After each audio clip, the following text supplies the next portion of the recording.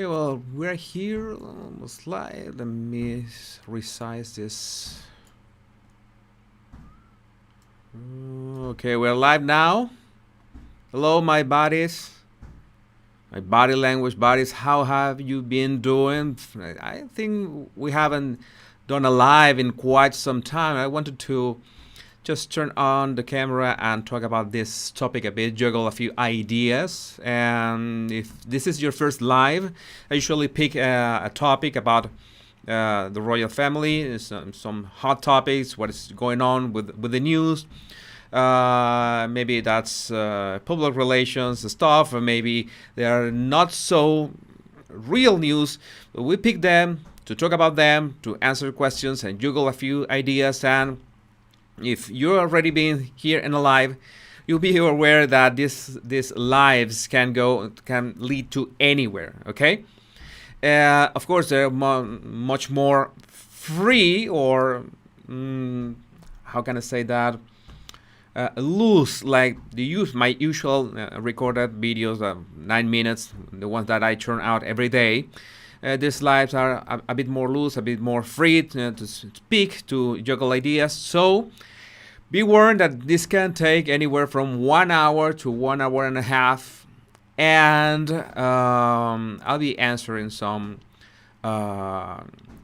questions too. Very, very nice. And as usual, my name is Jesus Enrique Rosas, and welcome back, my body language bodies. We'll meet again here. Hi from Japan, Canada, Los Angeles. All right, from London. They really don't want. Let me highlight. This is important. I'm from London, where we definitely do not want Meghan and Harry to return. I know that you don't want them back, but sometimes we have to consider the possibility that they could come back. I've talked about that topic in a couple of my videos. All the reasoning behind what could be the framework. How could that work? And since we have that renewed leasing on Frogmore Cottage, that will be a sign that Harry still wants to have that anchor in the UK, and he keeps saying that that's his home. Okay, as much as he makes all these PR efforts to look like he's completely American now. But we know that there's some kind of intention to coming back in some way. I read this article today claiming, it's from the Daily Express. From the Daily Express, I usually take it with a grain of salt, that the Queen really wants to see Archie and Lilibet. The Queen is eager to see them in person. And not just watch them in a Zoom call, like see them in person. And I think from a body language, from an emotional intelligence perspective, it's normal that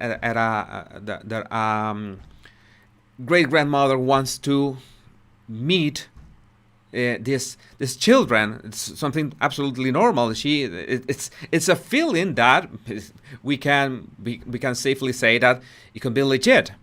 But the problem is everything that is, who is pushing this kind of rumors? Because there's no official sources, nothing official saying that this is actually happening.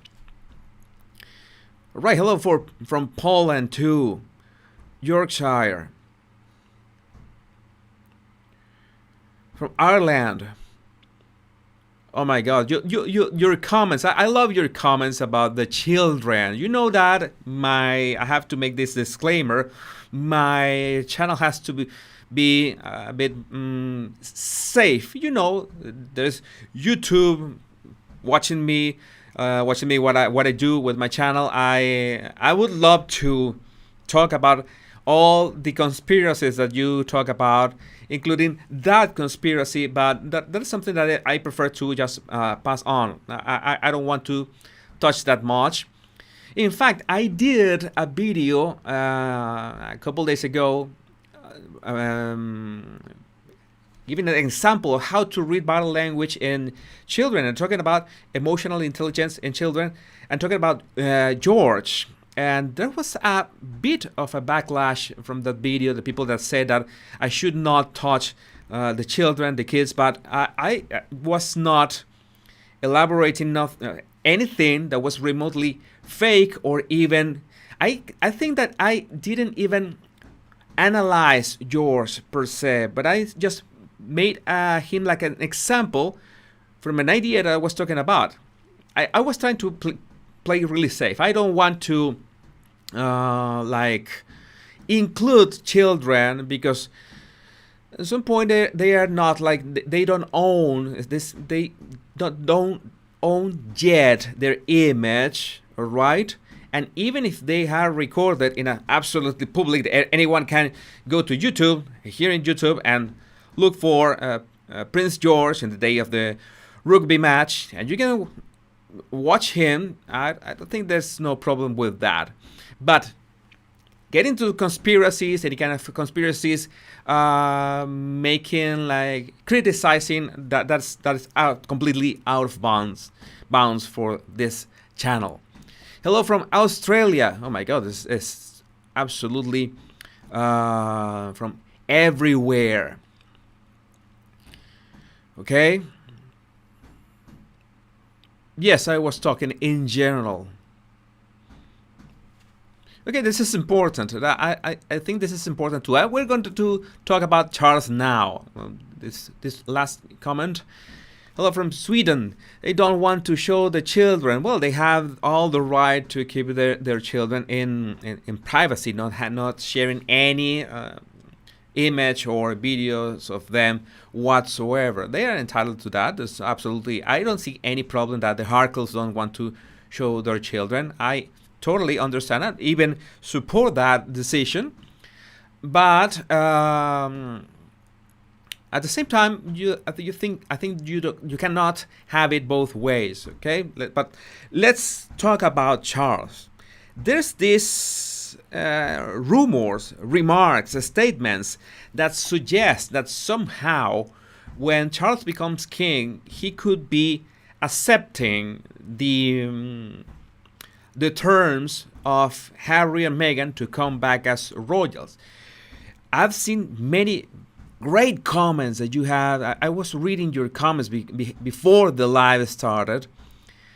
There's something very relevant is that, for example, Meghan really wants a political career in the US. We have seen all these small moves, all these small steps that suggest that Meghan wants a political career in the US. And it's not that long a shot. It's absolutely possible. All right. The mechanics are not that complex, but of course you need to know how to raise money. Okay, I think they haven't been that good at that in general terms, and you have to know how to plant a seed of ideas and ideals and ideals too. That's something that is quite a bit more difficult, since she has to first get rid of all this bad image, bad public relations that she has been pushing all this time. And I understand. And tomorrow, March 7th, marks the anniversary of the Oprah interview. That was a huge PR move to gain absolute notoriety worldwide, but very, very cheap attention. So she wants a political career, but I think she's doing it the absolutely wrong way.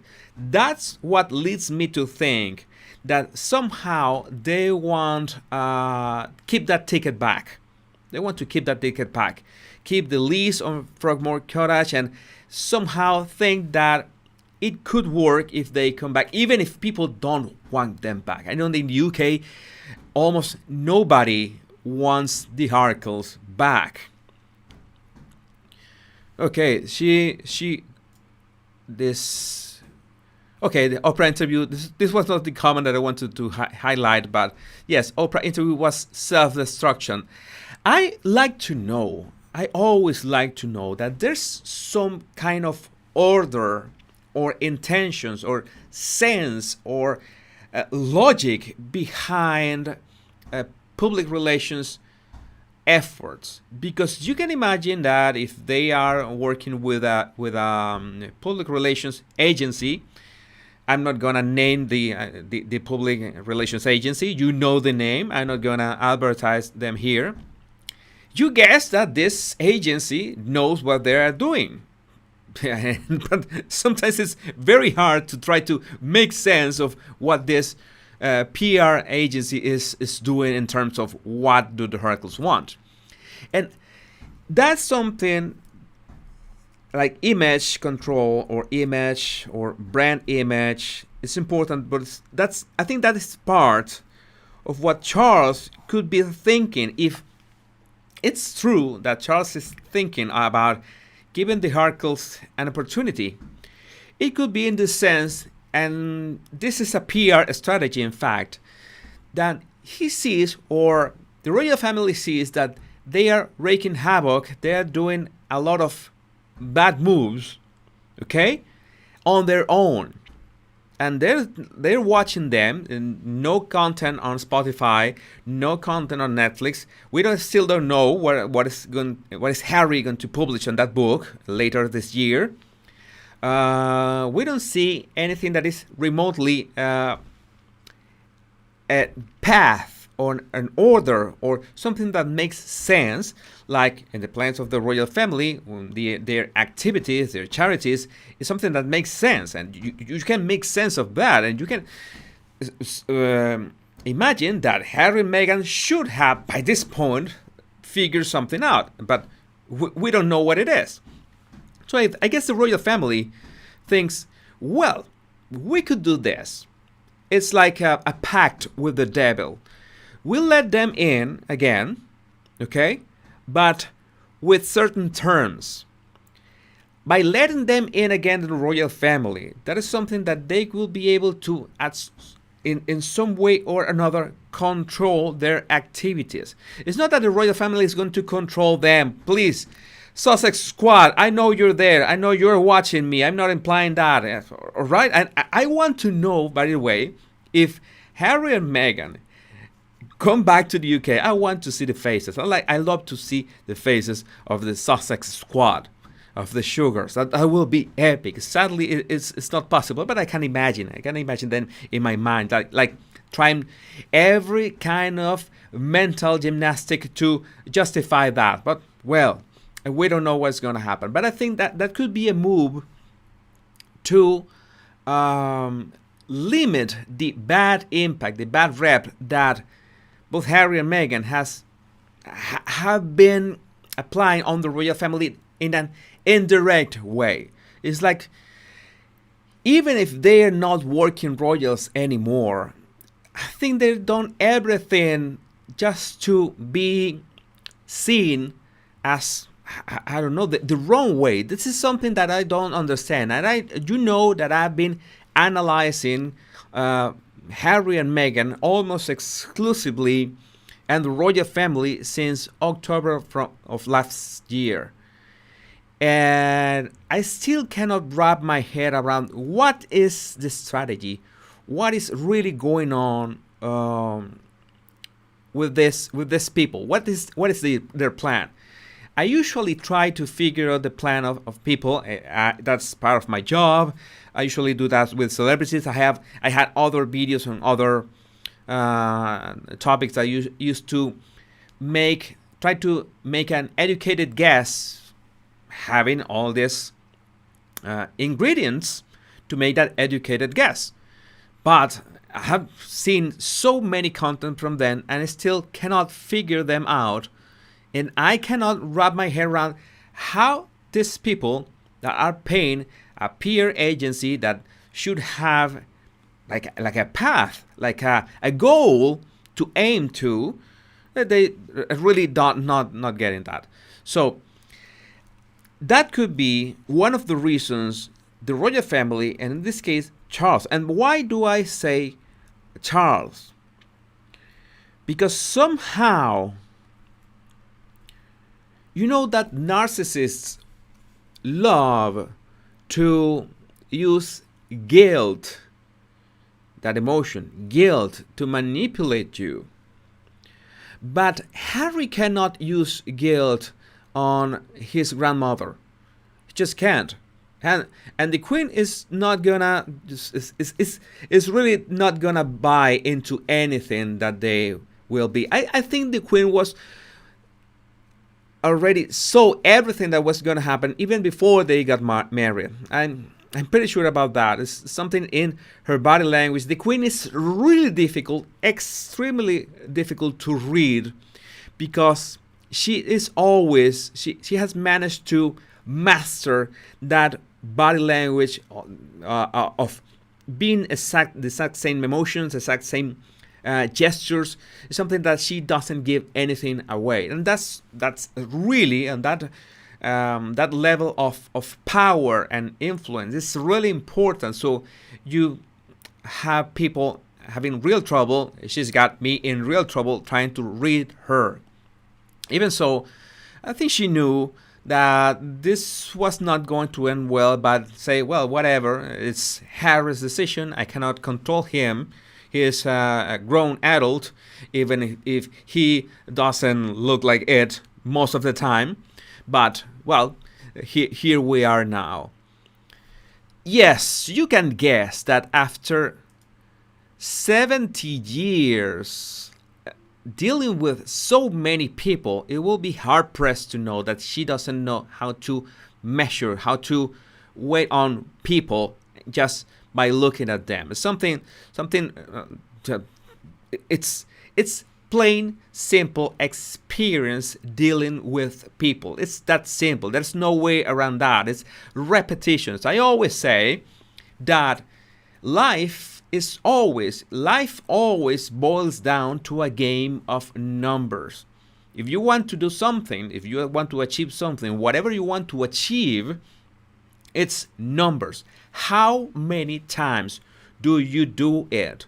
That is one of the reasons why you cannot even remotely guess what Harry and Meghan are planning to do, because they don't produce content on a regular basis. They don't appear in the media in the right way on a regular basis. They don't do the numbers. If they don't put in the numbers, so what is the plan? It's like I don't like to talk about my experience, but because I think we should be talking about external or our topic, the British royal family. But I'm gonna make an exception here. It's like when I said, well, let's see how focusing on the British royal family back in October could go. But let's not just focus on the British royal family. Let's go daily. Okay, let's go all the way. I said, I'm going to focus on the British royal family, and at the same time, I'm going to do daily videos just to see what happens. Okay? It's like, once you decide what is your goal, you go all in. That is numbers. How many times you do things. And that is what you can understand what is the actual intentions of people. And when we talk about numbers, it's impossible not to think of Princess Anne. Why? Because she's one of the hardest working royals. I think she's the second hardest working royals behind Prince Charles. Please correct me if I'm wrong. I think she's second or first, but she works more than anyone else. And she's one of the reasons, she's part of the line of defense that could say, hey, this is a very bad idea if we ever mention these people again, let alone let them go back to royal duties. And this is really, really, really relevant. This is relevant. And there's something additional that I want to, in this topic about my videos and my recorded videos and the topic of the British royal family.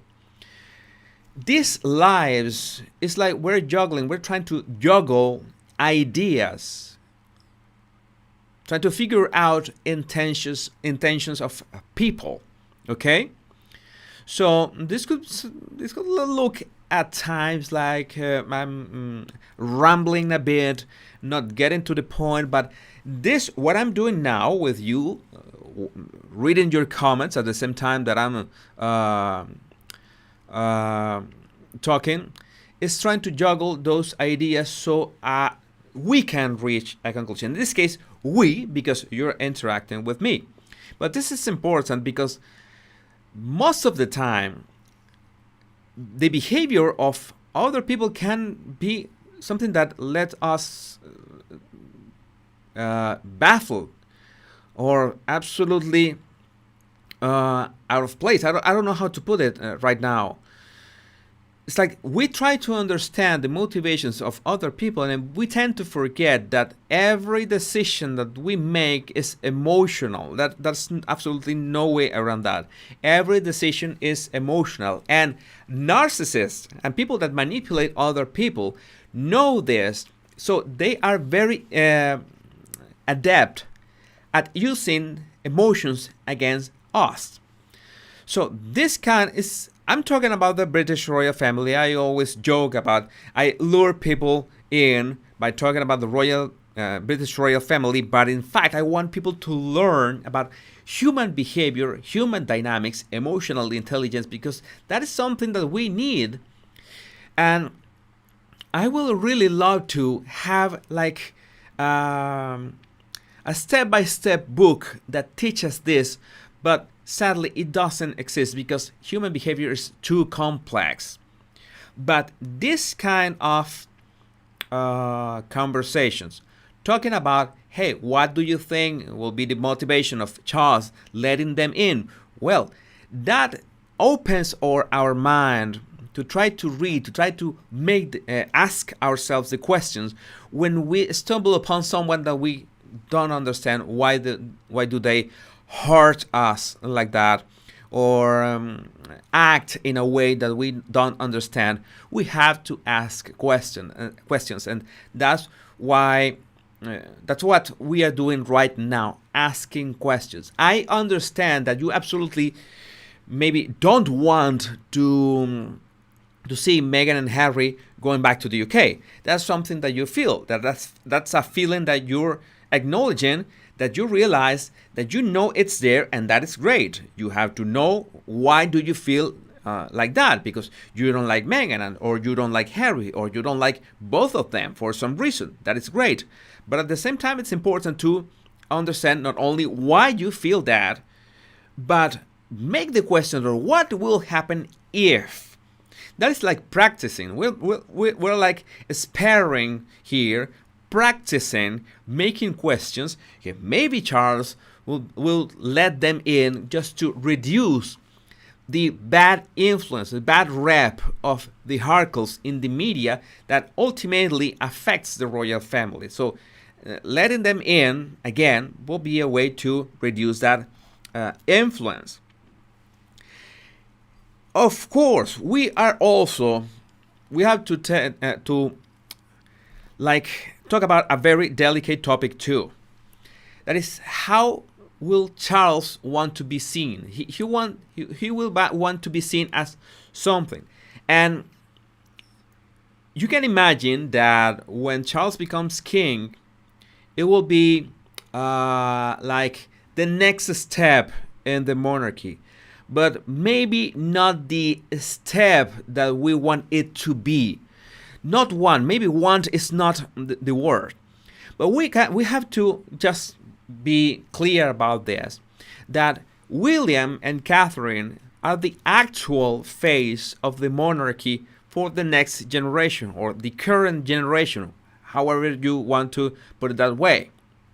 I'm not saying that Charles and, in that case, Camilla, will have the work ethic. They have the work ethic. They have shown that. They have proven themselves, so there's no doubt about it.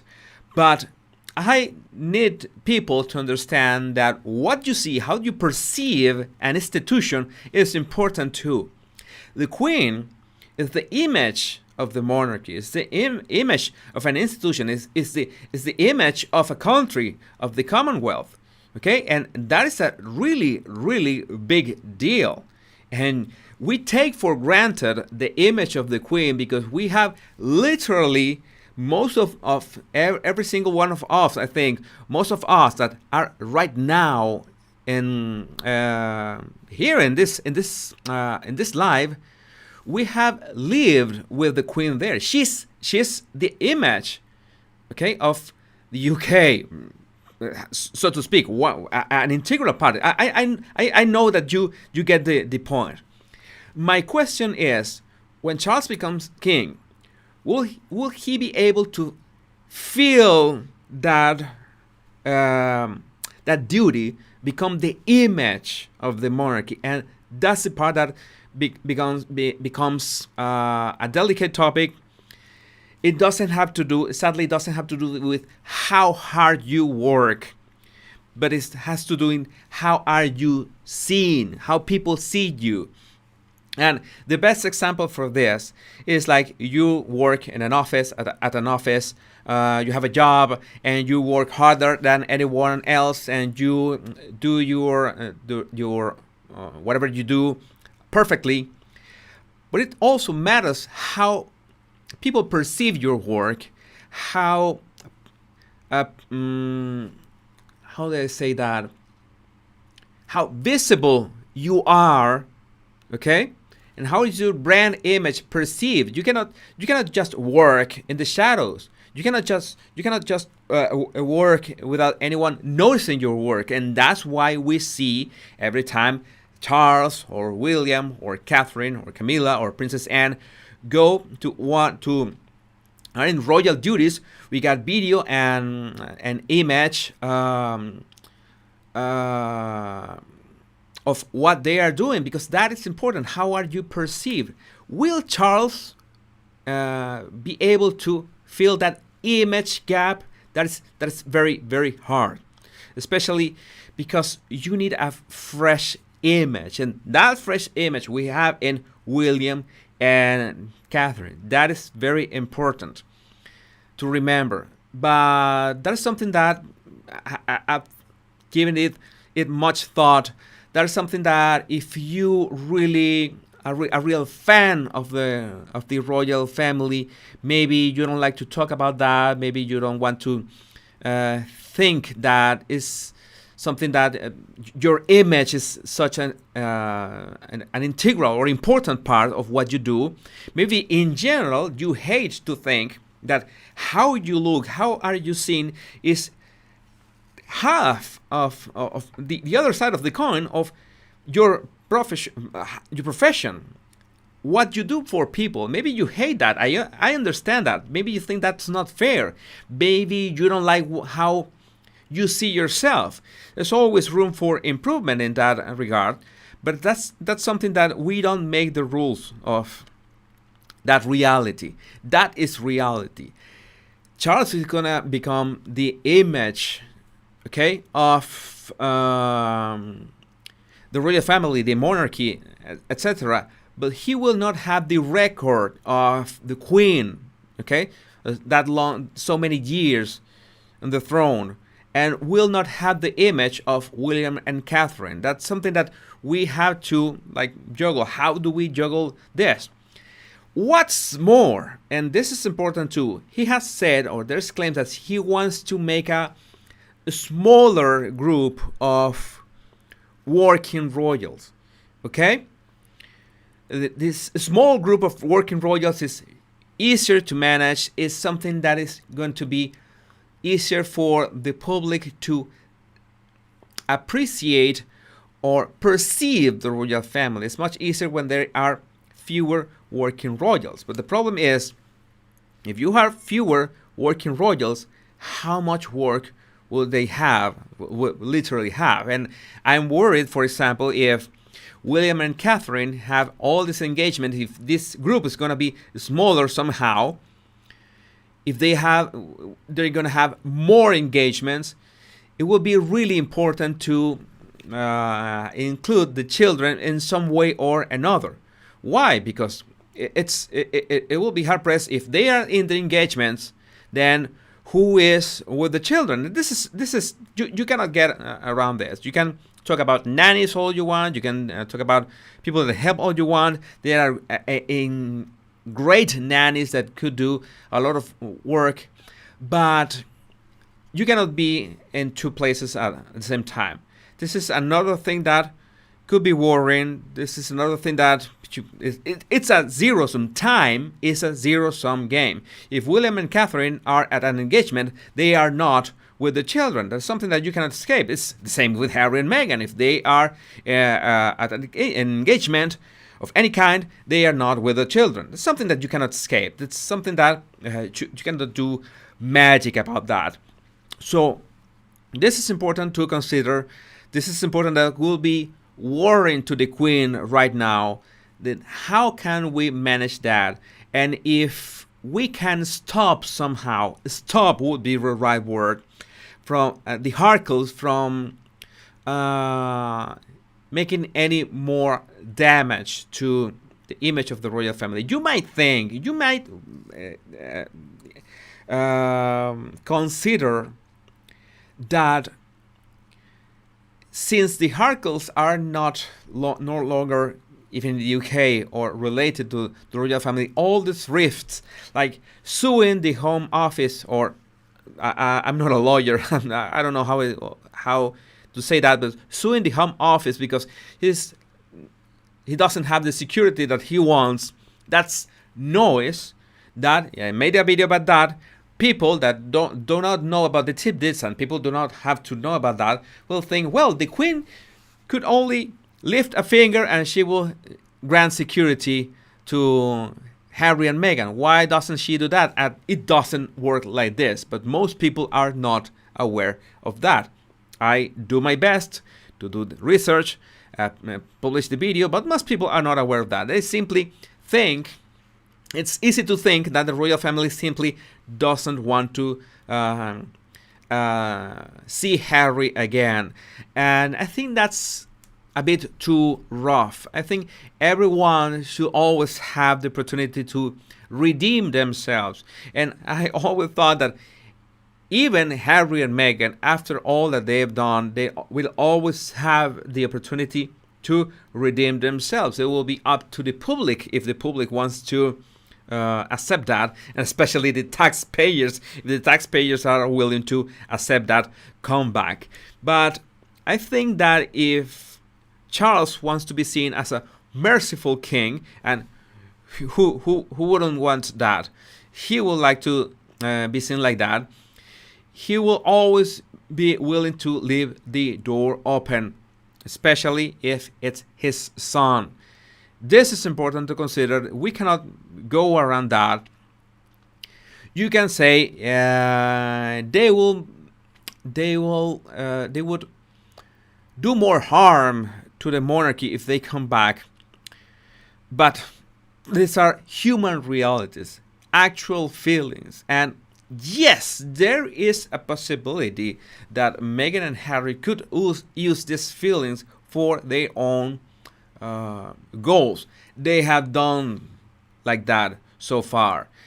And I have a big problem with, now when we're talking about the Oprah interview, I've got a copy of the Oprah interview. I have the transcript. My research usually goes for the transcript because it's easier for me to look for this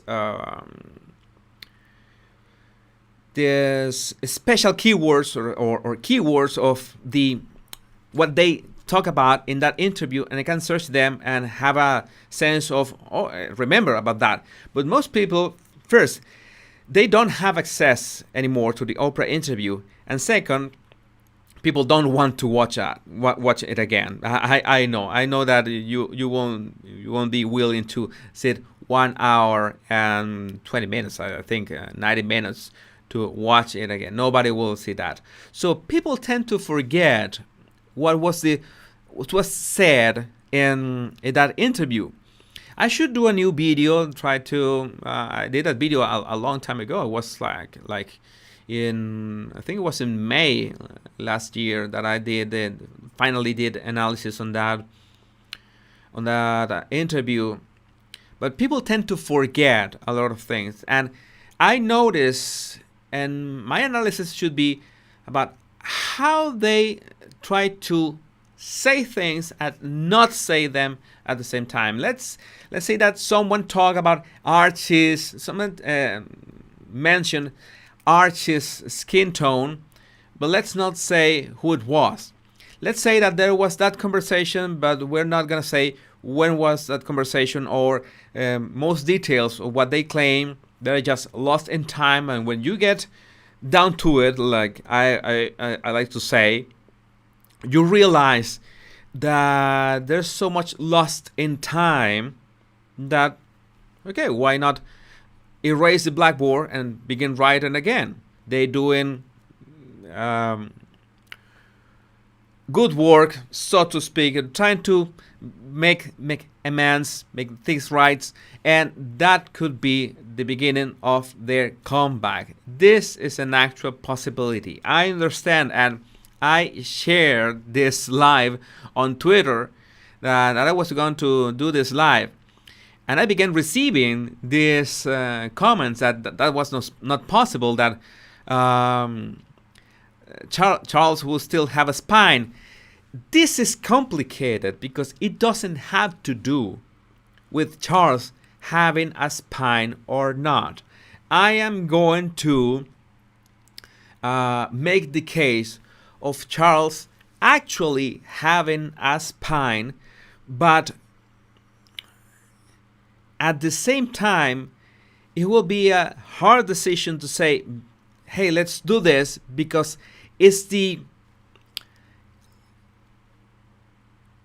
less bad option, okay, or less worse option. I don't know how to say it right now.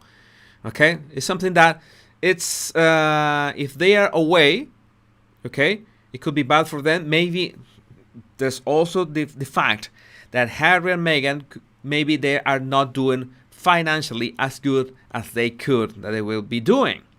And so far, we haven't seen any real content with real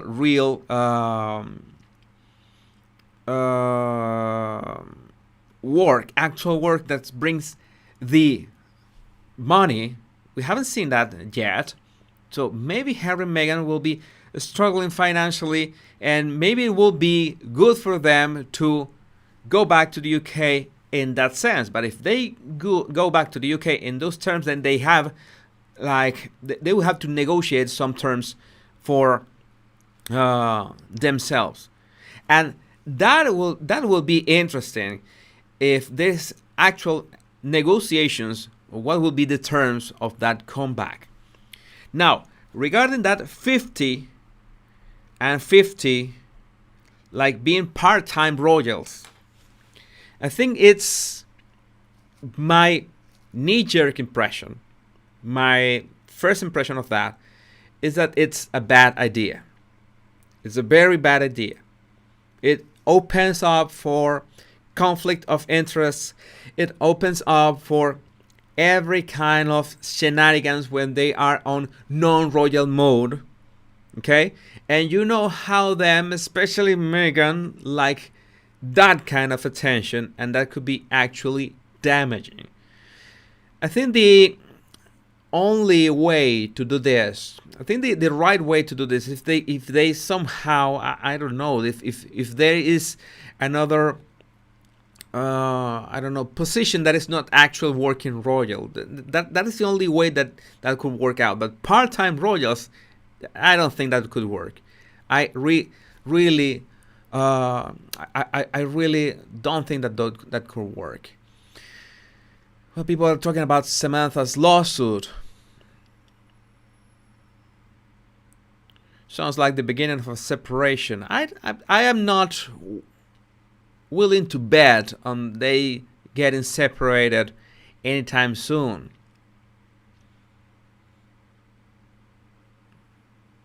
They broke the terms of Megxit. Yeah, that's true. Let me read some of your comments. I will try to take my time. Thank you very much. I haven't been able to mention your super chats and super stickers, but thank you very much for supporting my videos, for supporting my channel with your super chats and super stickers. I'm trying to put them here. I know I missed some of them. Sadly, in this software, I think this also was this one. And there was one way back. And if this is your first time here, you already realize that first I'm still struggling with my live English, but it's much better than my first live that I was all sweaty and stuff and was really nervous about that, because I didn't know if I had the right stuff to be talking and interacting with you here. And of course, I broke the YouTuber rule. Then when you're starting with something, in this case on lives, try to be as simple and easy as you can, and as limited technology as you can. And with my first lives, I began plugging in a lot of software, different software to be able to live stream to Facebook, to YouTube, to Twitch, and it was a mess. It was like having two kind of comments. It was really complicated. And this question is great. This question is great. How will the British people feel if Charles allowed them to be part-time royals? Thanks, Anna. Yes, that is important. Because as we were talking about this, it's very important for the royal family to measure the opinion of the people, because that's part of how they manage their image. That's what are people talking about? What are people saying about us? That is really important. It's always important to measure, to gauge. I don't know that word, gauge, to measure, to be aware of that. That has its pros and has its cons. If you're sure about what you're doing, if you're really sure that what you're doing, your decision is the right thing to do, then you can literally sometimes just go with your gut. Okay? And that's something that is not just useful for Charles, but it's useful for us. We should always go with our gut. Okay? And if this is Charles' decision, if this is his responsibility, this decision, then he should do. I think there's seldom ways to say that there are really bad decisions, but he should go with his gut. But at the same time, it really matters how are you seen by this. And that's when you talk about if he has or doesn't have a spine. I think it's a bit too rough on him. I think it will be a hard decision. I think it will be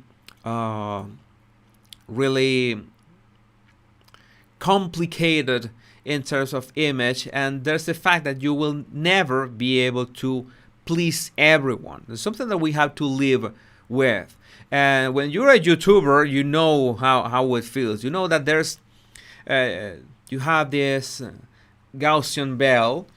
Okay, you have this really body language great body language here.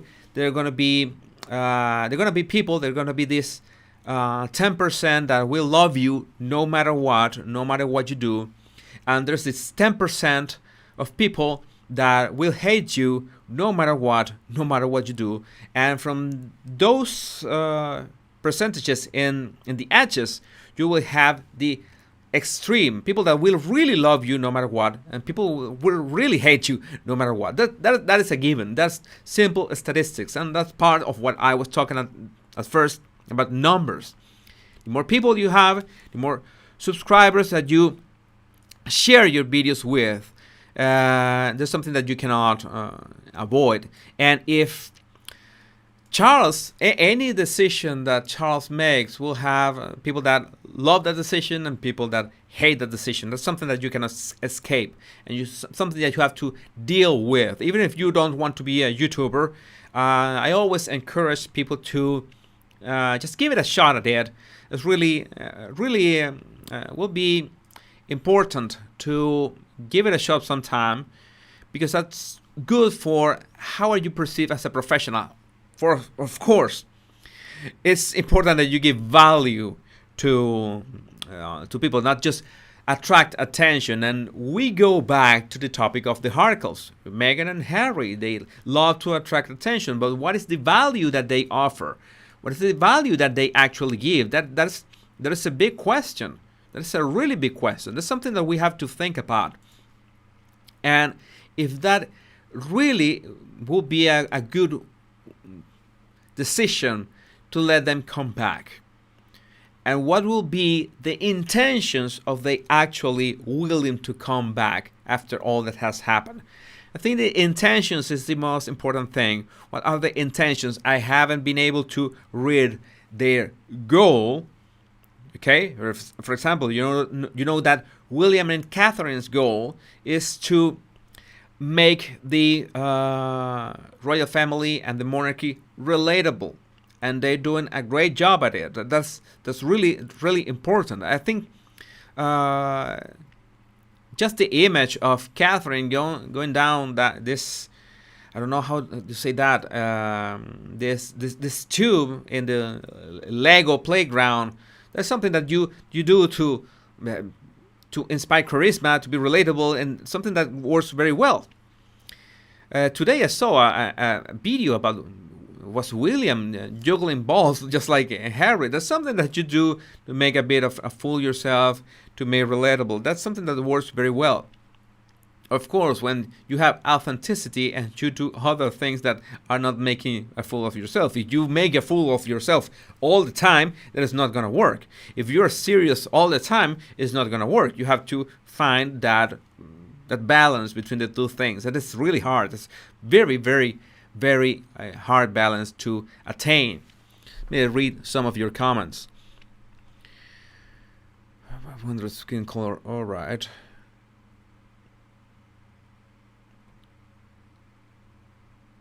Yeah, sadly, this is something that we cannot avoid. The only thing I can think of is that she thinks Meghan claiming poverty makes her seem more relatable, and it's really a real cheap shot. Real cheap shot. Is I don't understand why she went with that story.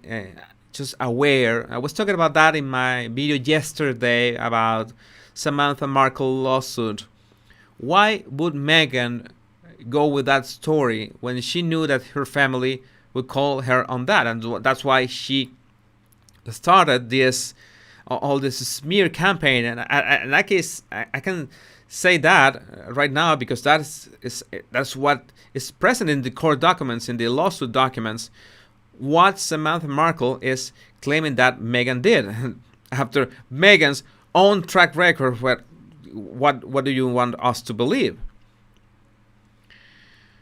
Okay, I love this kind of questions. Let's address the elephant in the room. Do you review anyone else? Yes, I do, when it's worth it. And especially when it can be useful and people like the topic. I focused on the British royal family because it's way easier for me to keep a log of all the investigations and all the research that I do on them. It's easier for me to create videos daily, and because when I did various topics, it was really hard for me to jump from one topic to another, and was really hard to have the energy to do the research needed for every different topic. Yes, every now and then, if the topic allows it, and if the topic is not that controversial, then I do the analysis. If you want, for example, what's going on in Ukraine. If you want my remarks in what's going on in Ukraine, you can follow me on Twitter. Okay, there's this small text going on the screen. You can find me my Twitter there, and you can search in my Twitter feed. You can search on Twitter with my username what I'm talking about Putin, about Zelensky, about Ukraine, about Russia. I'm talking in Twitter about that. Okay, but to create a video around it, it will have to be very thought of research. The dates. It's very important how people evolve along certain dates, and it will really break my current work schedule to do that. I can make quick observations on Twitter. If you're interested in topics like politics, I sometimes, every now and then, I mention some politics, body language of politics. And I don't do that a lot because politics can be a really okay, this sound like something like this one. We are here for this topic. If you don't like it, leave. If you don't like it, leave. It reminds me of that line from Glengarry, the movie Glengarry, Glen Ross, that Alec Baldwin line. I don't like Alec Baldwin as a person, but I really loved that character that in that movie, Glengarry, Glen Ross, when he tells, I think it's I don't know the actor. He tells that if you don't like it, leave. He says that it's perfect. That line is perfect. Yeah, I don't want to be that rough, but that is reality. I tried to cover this topic, but always focusing so you can learn, at least have this playground of ideas and why people act the way they do. I think that's the main topic of my channel, trying to make sense of people's behavior. Why do they act in ways that we cannot understand? What are their intentions? What were they thinking? What are they feeling? This is important, and not because it's the royal family, because the royal family is really far from us in many dimensions, but these questions and these insights can work for us. And we can get these insights no matter if we are talking about the British royal family, or we are talking about the conflict in Ukraine, or we are talking about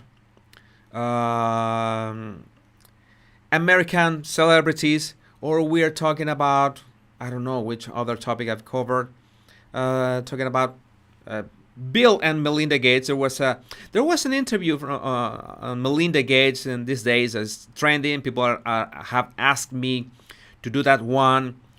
Maybe I'll give my 2 cents on Twitter. Again, if you want to follow me on Twitter, there's this scrolling text here with my username there. And if I think I can make a longer video, and if I measure enough interest, then I can consider making a video. Why not? Okay, so yes, this is a bit rough, but why Meghan every day? Oh, I remember that. I remember this. I actually answered this on Twitter. No, I answered this in a video here. I made a joke in a video here that Meghan, that analyzing Meghan is like Forrest Gump. Like Forrest Gump said about a box of chocolates. You never know what you're gonna get. You don't know if you're gonna get, I don't know, Markle mask Meghan, or humanitarian Meghan, or actress Meghan. There's always Meghan for every day. That's why I analyze Meghan every day. I do not analyze her every day. Yet let's be clear. I made a lot of videos about her. Yes, this is Patricia is saying like it is. The topic is not necessarily the royal family. It's more about body language and how to spot people treating us badly. Yeah, that is the idea. I'm trying to just pointing out that no matter the topic, you can watch sports, you can watch the British royal family. There's this channel that was called Enigma in YouTube. They used to do this body language analysis on movie scenes. You can do it too. You can analyze behavior in movie scenes, even if it's acted. You can do it. You can learn a lot of human behavior from watching movies, and almost every kind of movies, and especially series. I used to despise series because I didn't want to follow a series for so long, but there's something that allows you to watch evolutions of character, how people have this evolution on their body language, on their attitudes, on their motivations. There was the latest show that I watched. I'm gonna do free advertising here, but what the heck? Free advertising for the show Billions. Billions is a good example of that you can have a show that maybe you're not that into investments or capital management. Okay, I'm really not that versed in that topic, but the show was really engaging because my topic, that is human behavior, body language, motivation, emotional intelligence, was exquisitely presented in every character development along. It's running. It's on the sixth season, but at least the three first seasons were top notch, chef's kiss in character motivations, development, etc. So that's something that I learned from that show.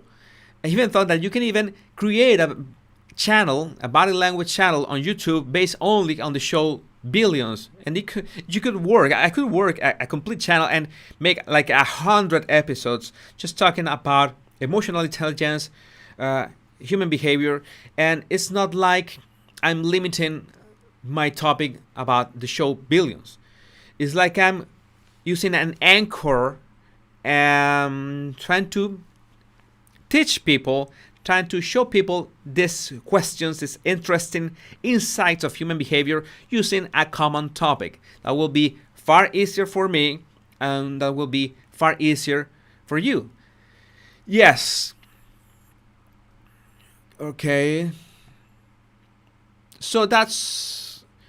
I try to make sense of everything that I see on the media, and I understand that some of you are die-hard fans of the royal family and royalists and all that you want, and maybe you don't believe certain publications or certain I don't know, certain magazines or websites, or for example, if you hear about Charles wanting Harry back, you instantly say that's a lie, that could not possibly be true. But if it appears on a headline, it's because someone is gaining something from that. Maybe it could be clicks. But I have this. So some of you made a very interesting remark, a very interesting comment, that this could also be part of the Harkles, of Meghan and Harry public relations campaign. This information could also be not from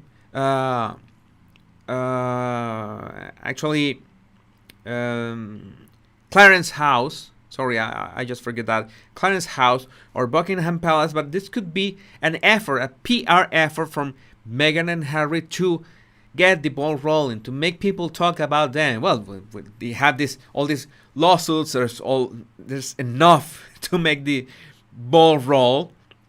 But it's always important to keep in top of mind. This could be a strategy from the Harkles to keep in top of mind. Maybe Charles hasn't even given a thought about it. And you know that since these are rumors, the royal family is not gonna answer or acknowledge anything about this. Okay, like it doesn't exist, and that makes a very good window for everyone that could plant claims on them. That's why you see these outrageous claims on most tabloid magazines about the royal family. Okay? Maybe not about the royal family per se, but yes, about Meghan and Harry. I'm a bit. Let me see here.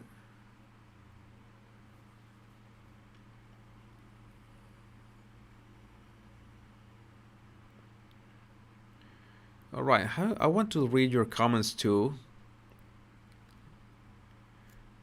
And I've told you a couple of times that I'm not fancy in explaining much about why do I do things, because it's just a personal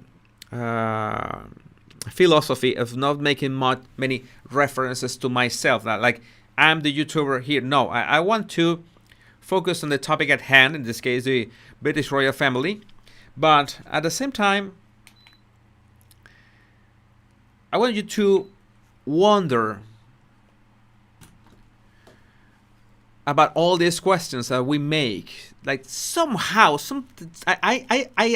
I'm absolutely aware, and I know for a fact that just by listening, just by sharing your comments, you're reading your other body's comments, you begin to realize that something moves in your head, and your understanding of human behavior and how people behave, and sometimes it's irrational behaviors, absolutely emotional, something that cannot be explained at face value, at first sight, but make you a bit more adept at understanding human behavior in the future. This is something that works, and that's my ultimate goal. I spent so many years of my life as a child, as a teen, as a young adult, not getting the message, not getting the memo, why people behave like the way they behave. I don't understand. I was quite literal about everything, and I had to make a good effort to, hey, well, let's try to figure this out, and that's how my journey began. So it doesn't matter. It doesn't really matter the topic. It's just like focusing in the British royal family is really much, massively easier for me to make videos daily and juggle many topics. You may have noticed, if you have been following my videos lately, every single video, that I try to insert concepts that otherwise maybe don't have to do directly with the British royal family, but that they are important.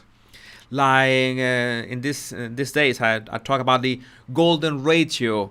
Okay, I was talking as simple as this. There was this article of who was the most beautiful, most attractive royal of all time. This Diana was in first place, and Queen Rania of Jordan was in second, and so forth. And of course, that was a bit of a cheesy, a really cheesy, a bit of a cheesy, no, it was really cheesy article. Okay. It's interesting, the software used to do that kind of assessment, but I saw a window of opportunity to explain a concept that could be useful for you. So maybe the source of this idea is not that good, or not that high quality, or maybe you not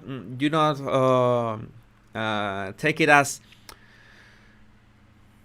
valuable, but it can spark a lesson that you can actually use, and that's what I'm doing. Okay. And that's what I like to do. I love to do. I really love doing that video. I really enjoyed doing it, and really liked the way it ended up. If you haven't seen that, I think the image is Catherine and Meghan in the cover, and Catherine and Meghan with some kind of measurement. And this maybe it was like 3 or 4 days ago, and that's this also this fact that you might be asking, why do I write this headline so clickbaity, so to speak. These images. Why do I include my face? Why my thumbnails, my titles are so sensational? Okay, because that's important. I want to call your attention. I lure you with a topic that I know most of you like. I cannot reach the whole world with a single topic, but it's impossible. There is not one topic that every single person in the world is interested in. That is not possible. But I just wanted to focus on one first that gives us content every day, that is about behavior, body language, and family, and brand image, and how to have charisma, how to identify narcissists. It has everything. The royal family as a concept has everything and much more. And yes, this keeps on giving for every single video. And I've even gotten complaints about, you are making the same videos over and over again. And I say to stop. Allow me to digress. I touch the same topic over and over again, the royal family, the British royal family, but I make sure that my videos have enough difference from one to another, so you can pick in every, you watch 7 of my videos, I put some humor so you can have a good time. Maybe in 7 of my videos you finally get something that you can use. That's fine by me. If you enjoy that, enjoy watching them, enjoy listening to me, I think that I try to make it engaging. I know that sometimes I focus on certain topics too much, but I try to make it engaging for you, and that's why I also like to make this kind of lives. I'm trying to talk a bit more fluently. I would love to talk like, I don't know, Jordan Peterson, but of course English is not my, well, I am not going to say of course. Okay, English is not my mother tongue, my first language, and that's a given. That's something I cannot escape, but I can do something about it. And yes, recording videos every day have helped me a lot with that. Maybe making lives at least once a week will help me with that stream of consciousness to be able to talk about it in a language that is not my mother tongue. And you know that I've been saying it in many lives. I really thankful that you have stayed with me all this time. Now we are more than 300,000, and really thank you for being here now. I really appreciate your time, and I try to do my best, my sincere best, so you can learn something, at least one thing from my videos that can help you sort things out when you have a hard time making sense of people's behavior. It's something that uncertainty can be really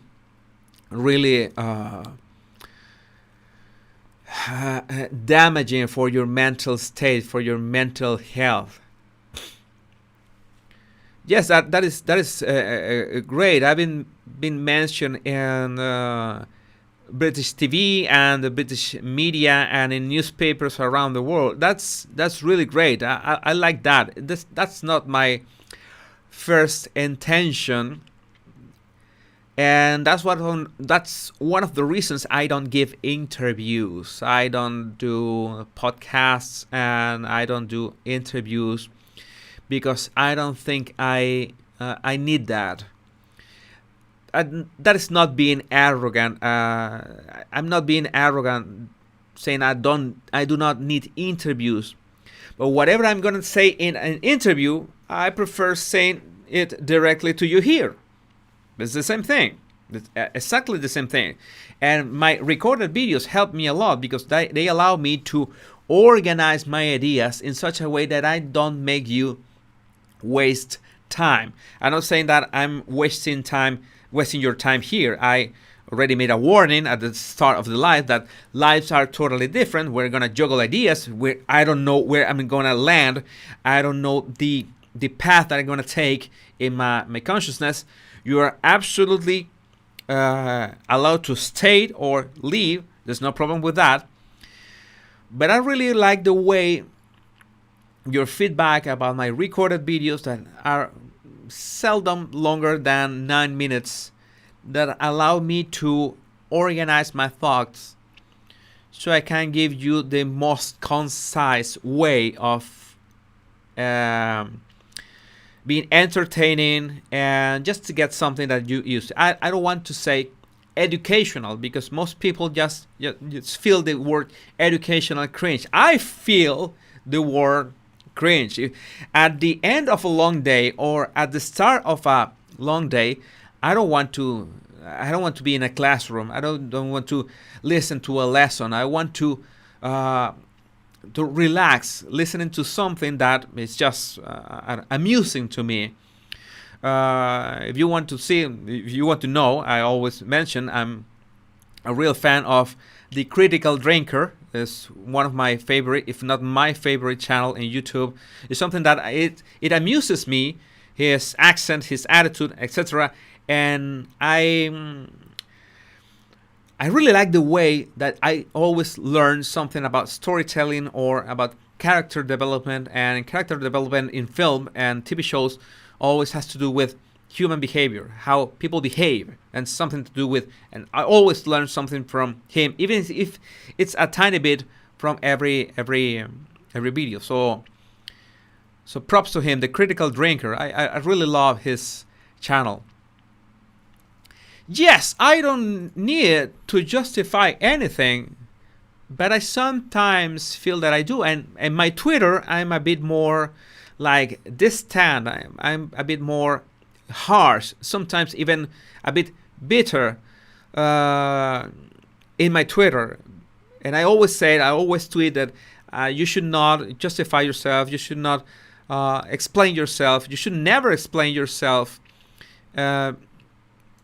The rationale behind not explaining yourself is your friends do not need your explanations.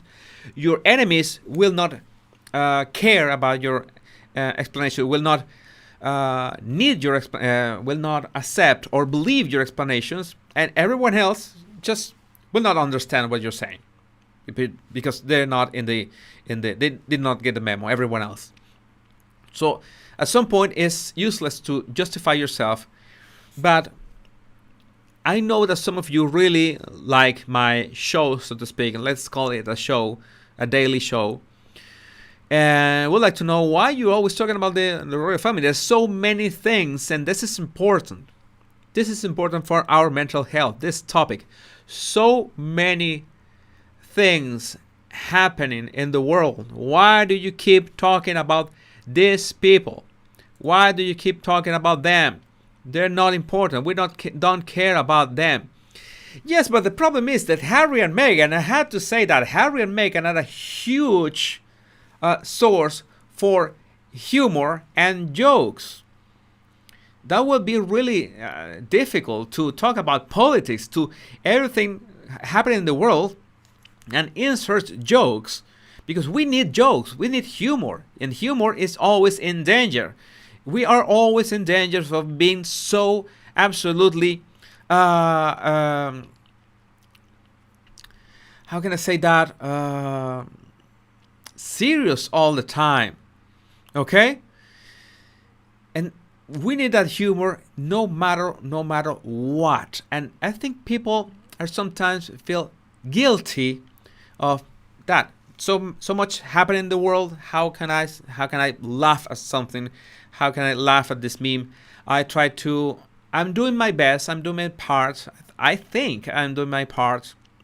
Doing a show where you can just relax about a topic that it's innocent enough, so to speak. I know that Meghan and Harry have done things that are not that innocent, but the topic itself it's innocent enough, or maybe innocent is not the word. The topic is light enough to relax listening to it, and I try to make it lighter still, and I try always to share something that is not a lesson. Lesson is a word that I really don't like. Are not lessons. I just try to pique your curiosity. Just mention something that moves your brain in any way. That's something that I, as a teacher, have always been found is the right way to approach anything remotely related to make people think in a certain way. You might have noticed that I try to steer clear about these terms: teaching, education, lessons. I really, it's not that I do not like them. I think they have their moments, okay, having time, and this is not the time to teach for lessons or education. You will have some kind of education, or we have some kind of new tips from me. You can call that education, but I don't see it like that. I think my focus is in curiosity. Okay, this is the exact word, because I'm a really curious person. You might have noticed that I just connect dots between totally different topics. That's all that I do. I don't do anything beyond that. I just connect the dots between people, between intentions, between topics, and try to make sense of that, and try to present you with that that dots connecting, so you can have your own conclusions. That's all that I do. If at any point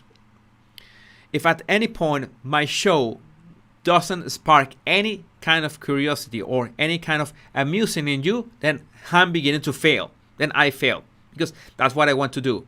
Just to spark curiosity in you. And I know that we need that. Yes, this is important. We need humor, especially during these uncertain times.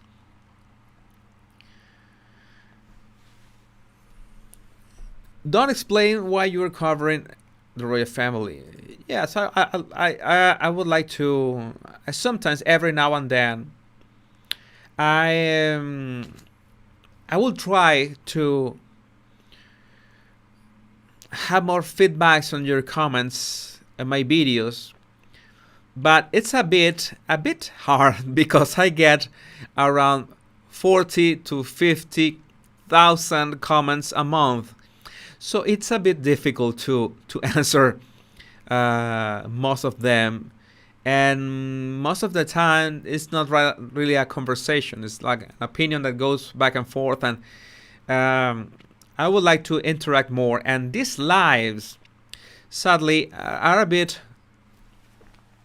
dispersed, and I began rambling about it, juggling ideas. But at the same time, I like the way that I can interact with you here, and I can read your comments, and I see that. Okay, this is a very. I'm going to address this one. Will you ever unblock us? Those that you blocked on Twitter, well, sadly no. If I blocked you on Twitter, it was for a reason. Okay, and I usually, if you have blocked you in Twitter, I'm going to. It's going to be absolutely for a reason. I don't block for no reason on Twitter. If you begin to attack the other people, if you begin to not being civilized in your commenting, if you attack me directly, of course, I'm just going to block you. There's no way around that. It's that simple, okay?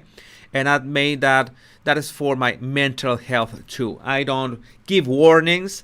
I used to, 3 years ago on Twitter, to argue with people there, to try to win arguments. That is losing energy, just losing energy. You're never gonna win an argument on Twitter, so I just block. People tell me, then why are you in Twitter? Why when people begin, well, if you attack me, I will block you. If you have an interest in insight, if you want to build on my tweets, well, you're absolutely welcome to do so. And I quote retweet people, and I really amplify when people reply with something great. But I'm really, really, really trigger happy with the block button, and I'm really trigger happy with the banning here. What about Meghan mental health? I don't know. Yes, this is nice. Jesus is becoming the British tabloid's first stop when it comes to H&M's body language. Absolutely not intended. It was not part of my plan. I'm really comfortable here on YouTube. Sometimes they approach me, the magazines and tabloids, and tell me, can you give us an exclusive? Like there's breaking news about Meghan, for example, or about Catherine. Can you give us an exclusive about this breaking news? And I say, no, I'm going to do my exclusive in my channel. I'm working on a video as we speak. You can quote the video if you want, but I'm not going to share with you something before I share it in my channel. That's why I tell you, it's not being arrogant or something. It's like whatever I'm going to share, you're going to watch it, you're going to see it here first. There's no way around that. Maybe I use Twitter as a scrapbook. Scrapbook is not the word. As a notepad. I'm beginning juggling ideas. I begin sharing memes. I love memes. I think memes are a great part of our culture and a great way of communication. But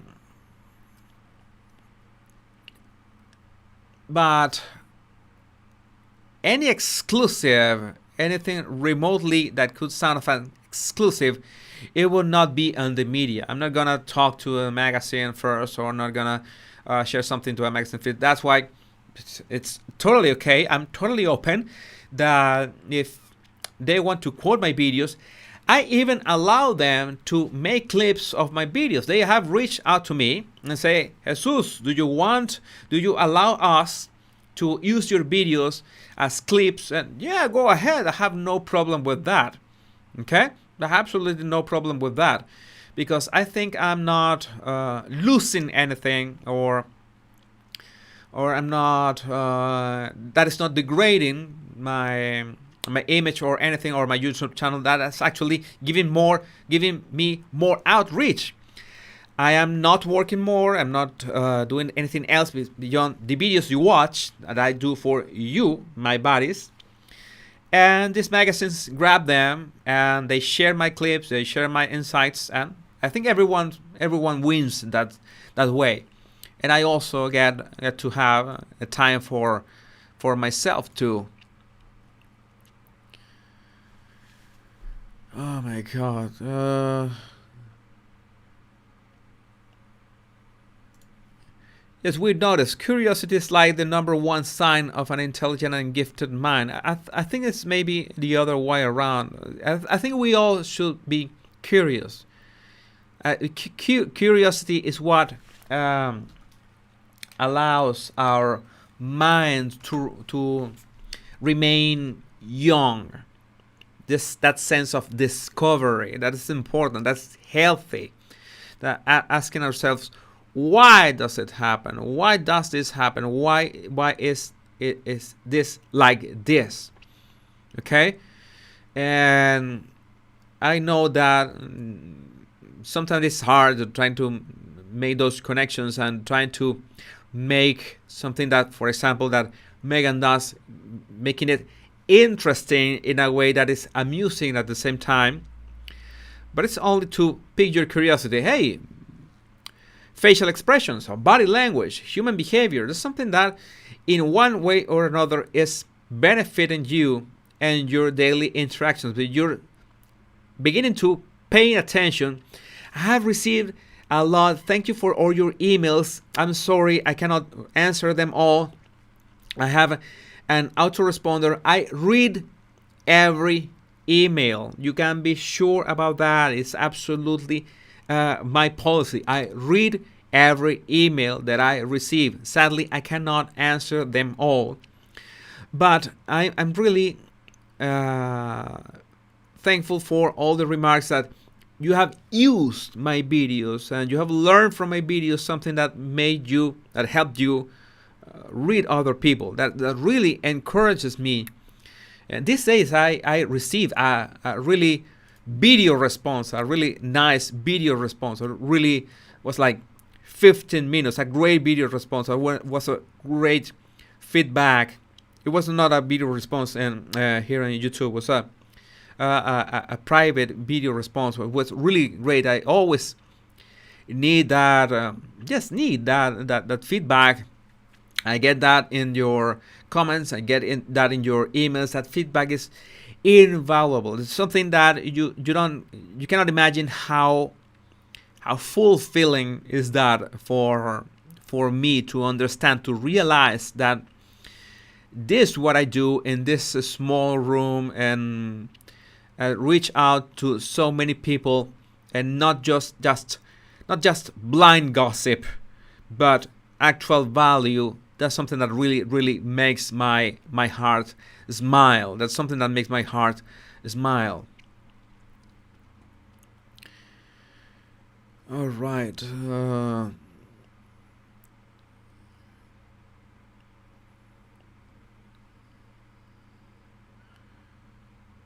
This kind of things, I always can this kind of thing. Zelensky was an actor and a comedian, and now he's a hero. I think he is. I think the fact that Ukraine's president was a comedian, I tweeted something like that.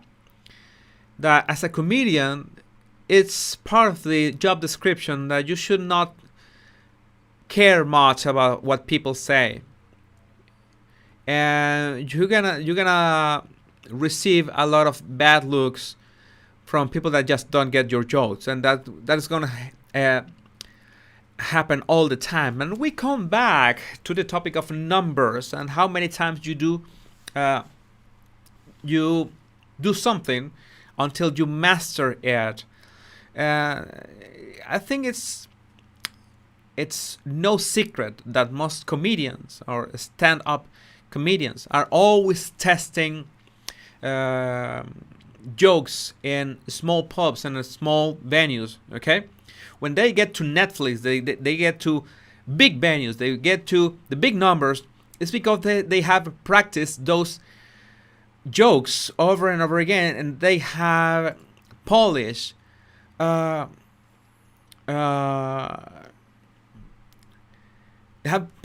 crafts so much that they can afford to those best jokes, just present them in the big venues in Netflix. I was almost losing my train of thought because this comment. I'm going to answer this comment in a few seconds. And that's important. That's important to realize that you see these comedians doing such a good job on stage, on Netflix, on YouTube, in front of hundreds of people. It's because they have practiced and polished their routine so much that they have nailed the delivery, everything. But it's the amount of time to have done it. There's no other way. Caroline, desde México, no entiendo nada, saldrá subtitulado. Los en vivo no tengo manera de subtitularlos, ese es el problema. Los videos grabados de todos los días en inglés tienen subtítulos porque es más fácil, porque tengo la manera de pasarlos del inglés al español. Es mucho más fácil. Lamentablemente los en vivo no tienen subtítulos. No sé si YouTube en algún momento añadirá subtítulos en español o subtítulos automáticos. Podría ser si revisaras en 1 o 2 días que finalmente verificar si YouTube les añade subtítulos automáticos. No lo sé. Voy a revisarlo yo después. And with this ends today's Spanish lesson. And thank you, Caroline, for that. It's always great to know people from Mexico, from Venezuela, my home country, from Argentina are watching my show, and I have Spanish subtitles, especially for that. Okay.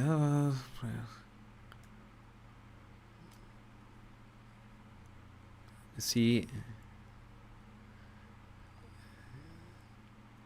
I'm sometimes of a troll myself. I try to I like to troll sometimes. If you speak Spanish, tell me. Just raise your hand. Raise your hand. Okay, raise your hand if you speak Spanish, please. And remember to hit the like button. I forgot that.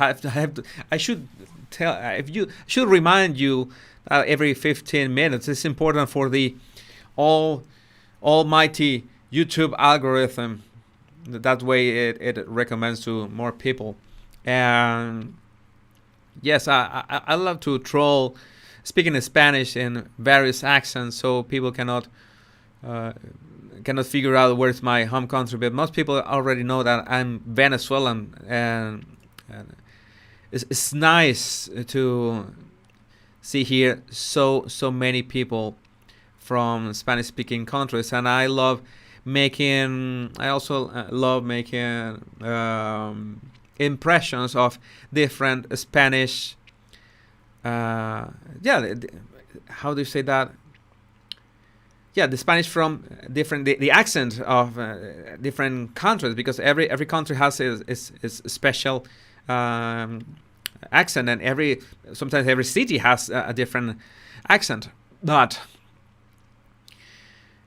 by the way, one of my favorite accents, my three favorite accents in the world are, hands down, British accent. English with a British accent is my favorite accent in the world. You might be wondering, why is my English not British? Because I learned a lot of years ago with an American English course, and I just stuck with it. But I really love, and I'm not planning of adopting British English anytime soon, because it's much better for me to just keep with the American accent, and that's it. But I really love the British accent. I know that there are like 20 versions of 20 different British accents, it's totally different one from another, but I just cannot help when I listen. It's beautiful, it's wonderful, something that's exquisite. I really love that. My second will be, yes, the second and third are Spanish accents. One, I'm not sure if it's an accent or it's a dialect. I always forget that. It's the Spanish from Andalusia, Andalus. It's something that I really love. Really love that. It's something that has a musicality. I cannot describe that. It's very beautiful Spanish. And the third one, it could be it is the Colombian accent, especially. I haven't decided if from Bogota or Medellin. It's a little difference between those two cities in the terms of how they talk, but it's something that is just beautiful. I can say that the Colombian accent from Medellin is beautiful. It's something that's beautiful. I don't know how to describe that. I really don't have no idea how to describe why an accent sounds beautiful to us. But I've mentioned that a couple times, that yes, I like Italian accents too. If I begin to talk about language, we can be like 2 hours. I'm a language buff and nerd, and I love talking about language too. And I don't know. In British, there's the posh accent, right? And the Cockney. It's like talking like Jason Statham.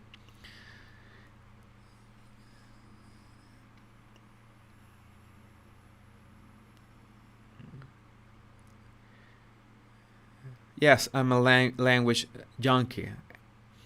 Well, I think I have stretched this for a while. Yes, I have to answer that. Have you ever listened to Gabriel Iglesias on how to tell where someone is from by how they speak Spanish? Yes. If you want a good laugh, if you want a good laugh after my live ends, search for Gabriel Iglesias here on YouTube. How to tell where is someone from when they speak Spanish. Every video from Gabriel Iglesias is something that is amazing. He's one of my favorite comedians. He's one of my favorite comedians. My favorite video from Gabriel is called The Gift Basket. I think I laughed like 3 hours after I saw that video. Go search for in YouTube, write it down, Gabriel Iglesias, The Gift Basket. That is hilarious. And go for the I think he has a live, but you cannot miss Gabriel Iglesias Gift Basket. You'll get right down to it. That video is hilarious. You have to watch that. I really enjoy that. Watch it every now and then, and I laugh a lot with that guy. That guy is really awesome. There's no other way to say that. Well, I talk about Charles. We talk about Meghan and Harry. We don't know if this is gonna be true. If this is gonna materialize. If it doesn't, well, that's okay. If it does, well, we'll see. What will happen from now on. But as usual, it's great to be here juggling ideas, talking about human behavior. I'm really glad that you can stand my ramblings. I really love that you're here standing my ramblings and not just for the gossip. And I okay, let's do this. This is a request. Please, can you say good evening, my lovely body language bodies? That's what you wanted. Well, yeah. Good evening, my lovely body language bodies. You like that? I really enjoy being here. I understand that some people that don't like the rambling, but you will always have. I will continue to make my 9-minute videos. I just wanted to get in touch with you, ramble with you a bit. I should do this a bit more if there's a request. Have you watched much Argentinian born Queen Maxima? Yes, I have seen some of her images, maybe a couple videos, but I haven't watched her that much. Maybe I should.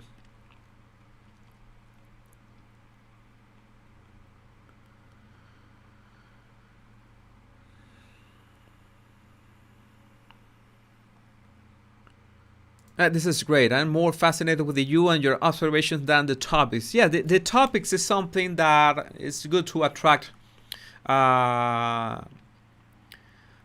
people around a certain topic, and a topic that we can follow. I forgot to mention that. Focusing on the British royal family is something that helps us, both me and you, build understanding of the behavior of all these people along weeks and even months, and so we can have an evolution of that. That is always helpful. It's much more difficult if I pick different topics imagine that I make 3 videos every week, as I used to do, and I pick different topics. It will be very hard to I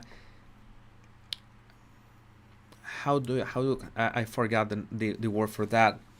Have a continuity, so we can follow an evolution along an extended period of time.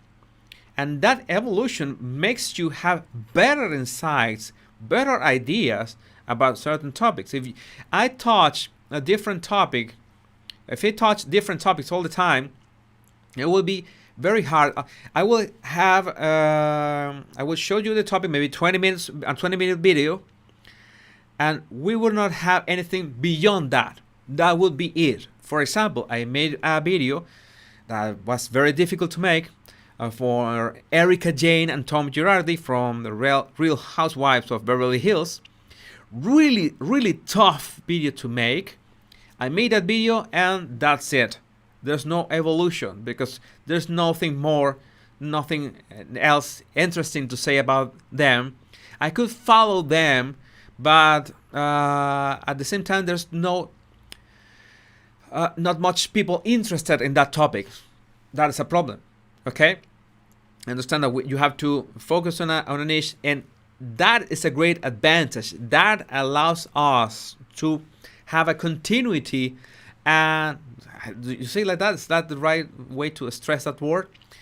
And to build upon that understanding, we begin going deeper into Harry's intentions, into Meghan's intentions, to William's intentions, Catherine's intentions. Always been Sussexes and Cambridges, and that helps you go deeper. And that deeper in understanding is really valuable for every single one of us. This is great. Ruth, you put it perfectly. I couldn't, everything, I've been rambling for 3 minutes and you said it better. Consistency makes learning easier. That's perfect. That's beautiful. I have to write that down. I had to write that down. Give me a couple of minutes, please.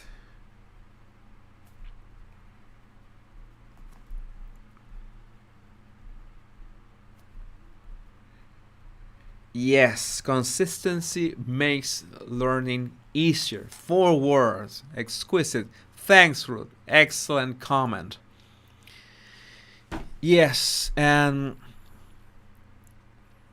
also from Ruth, you're nailing it tonight. Keeping the same characters makes it easier to learn. Yes, because you have already background. You don't have to.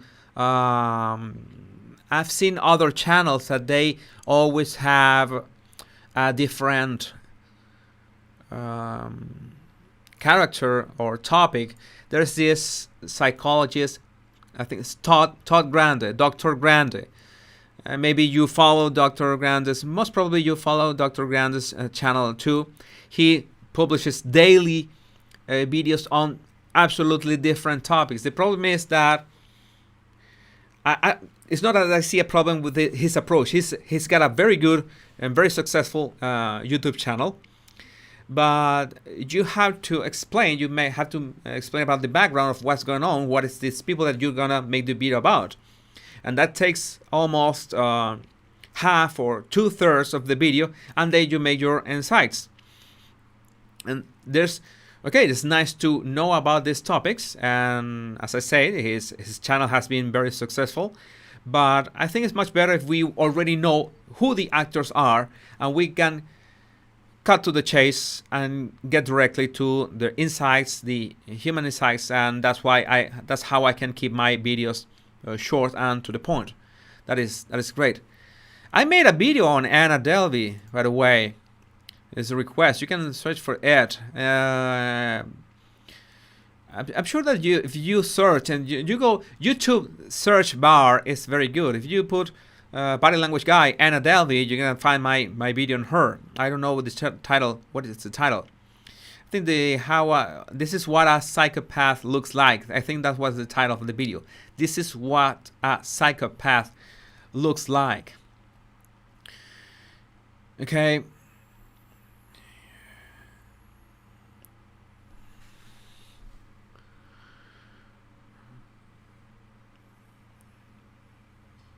And yes, there's also, for example, I get requests like this. It's Matt Fraser, the true psych or fake.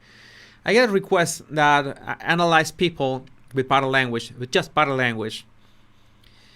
My main area of research is body language, but as you noticed, I need much more than that, much more background, much more information to assess intentions of people. Where do they come from and where do they want to go? It's not like you sit down with a person and you are a human lie detector and you detect lies instantly. I would like to think that there are certain people in the world, like I remember the percentage now, that can do that kind of interrogations, and they can say if someone is lying. They call what Paul Ekman called wizards, his wizards project. But this is always in controlled environments. This is most times people are not just simply telling a lie or lying or withholding the truth. It's always much more complicated like that. And life is not telling lies or telling the truth. It's much more complicated like that. So that's why the analysis are correct. Human behavior analysis should be much more complex, much more have more angles and dimensions to it. This is really important. There's also the channel of the behavior panel. There is Mark Bowden there, great guy.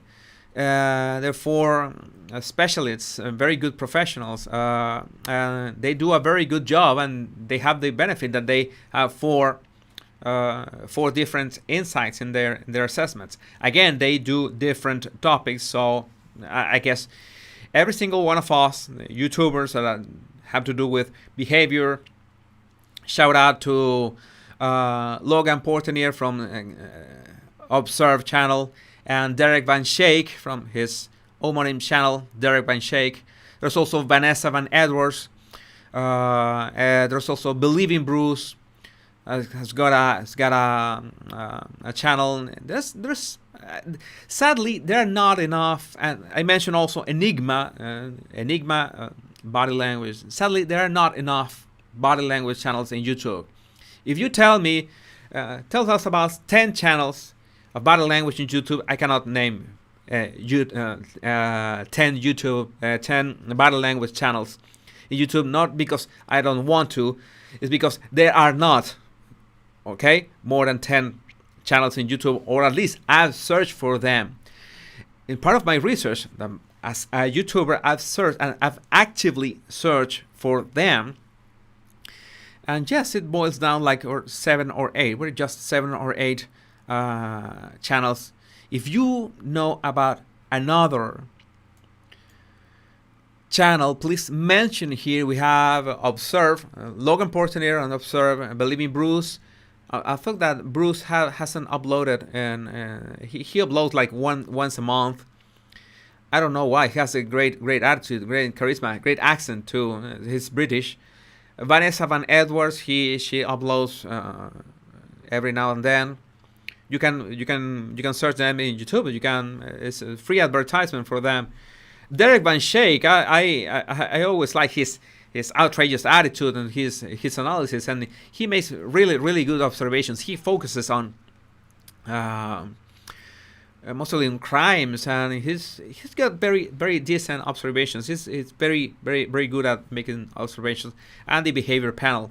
But sadly, I think there should be more channels that have this topic. Martin Decoder, he's more like a linguist. I think he's got a nice channel too, but more for linguistics. It's also a human behavior. It's a part of human behavior. You can mention him too. All right, and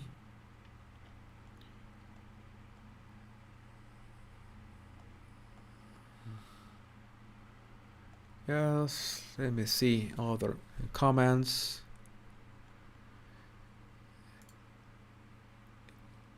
Wait, okay. Yeah, Observe is great. Logan has been polishing his craft. I remember that. I remember when Logan exploded. His channel exploded in 2020 with the Dramageddon, the YouTube drama of James Charles and Jeffree Star and Shane Dawson, his channel exploded like 1 million views every video. It was nice to see how he grew his channel like that.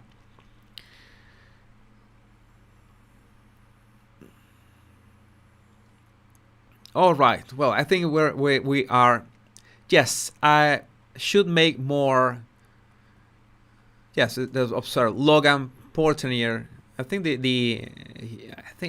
think he's from the U.S., but Portenier sounds French. Maybe his family, French family, or something. All right. Well,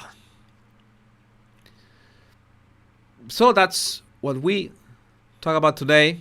A bit about Charles, a bit about Harry and Meghan. I know that if you really enjoy the channel. I really love the fact that you enjoy my channel, and I really love the fact that you use whatever you learn here for your own life, and that is great. And that is my the main value I want to give you. I used to offer more formal education, more courses. I used to offer courses, but it's something that there's so many things that I left out of those courses because they had to be like only body language. But something learning about only body language is just looking one piece of the puzzle. And that's one of the things that helps a lot talking about the British royal family. Because at some point I can mention some about body language, specifically body language, but there are other topics like dynamics of families, dynamics of relationships that have absolutely need to be mentioned. And if you make a course, or if you do one of my previous courses that I used to offer on specifically body language, you will be losing the picture, the rest of the picture. And I prefer to offer these open videos. You can have a good time, just 9 minutes a day, less than 9 minutes a day, and you begin building your human behavior reading abilities bit by bit on a lot of different topics or a lot of different angles of the same topic. And I think it's much better like that, because that was really frustrating for me. I cannot tell you how frustrating it was for me at having to limit my courses to one topic. Because I was writing, for example, proxemics in body language, the topic of proxemics, the distance between people. It's not like you just mention the distance, but have to mention the implications of that. And where does that come from in anthropology? And what are the implications in sociology and other aspects that when you start like a lesson like this, a small chunk of a lesson on proxemics, you end up with something absolutely huge and big, and it's not practical learning that way. It's absolutely not practical. I cannot say that I really nailed that. I really tried, but I never felt like I nailed the right way. I feel now, making videos daily about these topics, sometimes I feel the videos are hit, sometimes are missed, and it's not in the views of the video. Sometimes Meghan does something really wacky and the video just explodes, and there's not much to learn from that video. And sometimes it happens. And sometimes there are videos that are mainly are not viewed that enough or that much. And I know that it put some gold in there, but that's okay, because I think it's a daily effort. It's a daily effort. It's not. That's why at this point, I'm not yet confident thinking that I can create a course. Maybe I can a quick guide. Okay, I sell quick guides, PDFs with facial expressions, with NLP, But a course is something much more delicate, because you have to like have this system that should have a goal. But the goal that I have in my mind is so big, because human behavior is something that is so complex and has so many dimensions, so many angles, that it's an ongoing effort. So what better could it be than making a YouTube channel, constantly uploading videos, and you learning a bit every day. So that's why reinforces the fact of making or focusing on one topic makes it all the more easier for me. Okay, this is great. Thank you for that. This is really encouraging. I really thank you. I just love his accent, especially the mistakes. Well, I really appreciate that. I try to polish my accent and try to not have that many mistakes. Okay, thank you. I have to make a shout out. I have to make a shout out to Charissa. Charissa, thank you very much. Charissa has always been a moderator here in my lives. She's great as pointing the people to like the video, thanking people that make super chats. I want to make a huge shout out to her. Please mention her, thank her. She's great at what she does here, and I think my lives could not be the same without her. Thanks, Charissa. Thanks for being here and for so much work making this a great experience for everyone. And for all the moderators, I have all the moderators too. But Charissa has been from the start. I think from the very first live. So, and J.A. May too is here. Hello.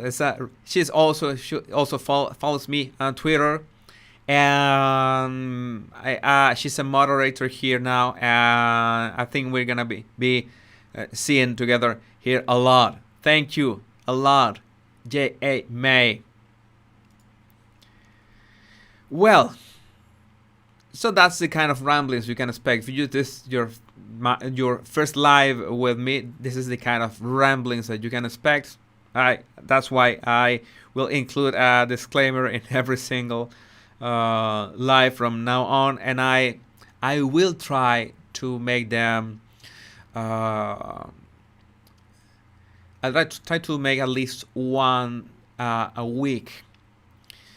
These lives also allow me to rest a bit from all the research and production, video production of every day. So that's also good for my mental health. Basic train on one topic at a time.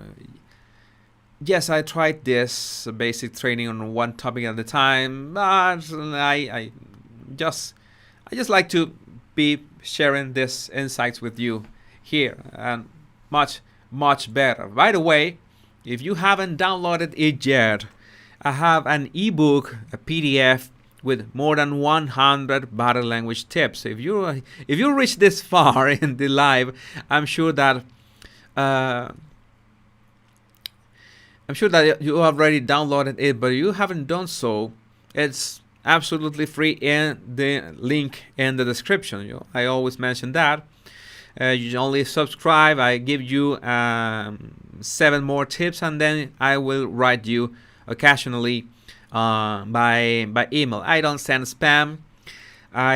Sometimes I have general thoughts about personal development, general insights, but I strongly encourage you to download my ebook. It's in the link in the description now. And if you want to, of course, if you want to support my channel, if you want to support this journey together, you can send a super chat, super sticker. Well, though we are about to finish, we're close to finish today's live, or you can donate through PayPal, also in the link in the description of this video. And really thankful for all your donation, donations, all your support, and especially for being here, for commenting, for liking, and for interacting, and especially spreading the word of my channel and telling everyone if anything you got from my channel helped you in any way, just share it with people. It will be great if not only you, but other people can benefit from that. That will be absolutely great. Well, my body language buddies, today's Sunday has been a pleasure of mine to have another live for you. I hope to have more opportunities for of lives. Doesn't matter the topic. Maybe it doesn't matter much the topic. It will be about the British royal family, most probably. But at the same time, I will be combining it, like I did a video on values and principles. If you haven't seen my video on values and principles, please go ahead. I know that I recommended Gabriel Iglesias' video. Write it down. But also, it's very important, if you haven't seen my values and principles video, look for it on my channel. Watch it. And please try to do the exercise that comes with it. It's really, really important. It's one of the most important exercises that you're going to do in your life. Okay? Values, personal values exercise. Just watch the video. In the description, you will find the description of the exercise. Really, really encourage you to do that. Maybe sometimes I'll do another video. I owe you another video on having a diary, documenting your journey. What is the name? I forgot the name of yes, having a diary of your thoughts, your feelings. What is the name? Just note taking. I forgot the name of the verb right now. I'm sorry about that. Oh, let me see if I. Thanks, Luis, for donating. Thanks a lot. Thank you very much. Journaling, thank you. Yes, journaling. I forget the English words sometimes. Journaling. I forget the Spanish words sometimes too. So whatever. Journaling. Yes, I should make a video on journaling and talk about journaling. Okay, I cannot help but mention also Veronica. Veronica also a great friend. She's from Ukraine. Her family is in Ukraine. They're safe for now.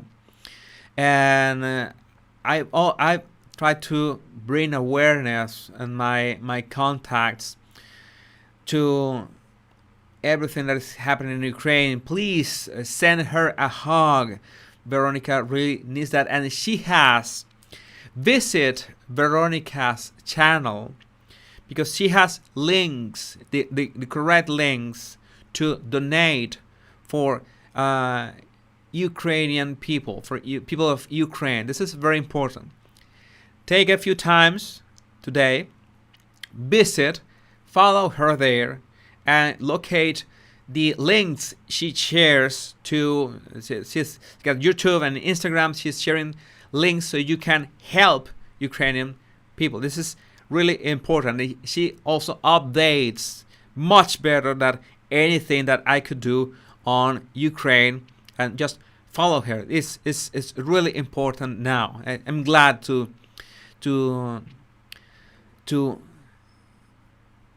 see her that she managed to be here with us. She's driving, but is still listening. That I think she likes the rambling too. Always my pleasure, Veronica. I'm really glad to having you here. Really enjoyed your live. She does lives frequently. She also talks about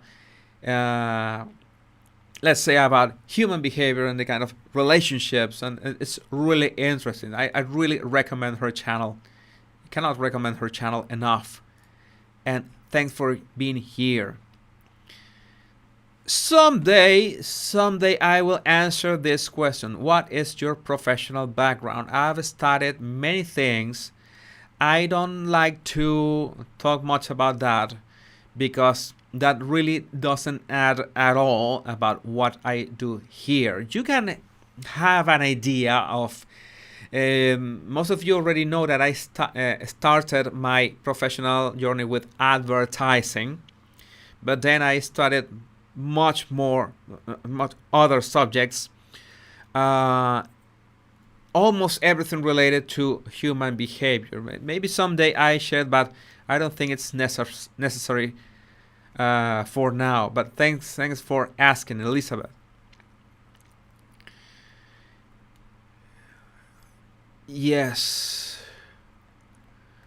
Well, this goodbye is taking longer than I thought, but it's always like this. It's like so many comments, so many likes, so many love. I really love having you here, but it's 2 hours already. It's half an hour more than I expected, but it's uh, it's really glad. It's really glad to be here reading your comments.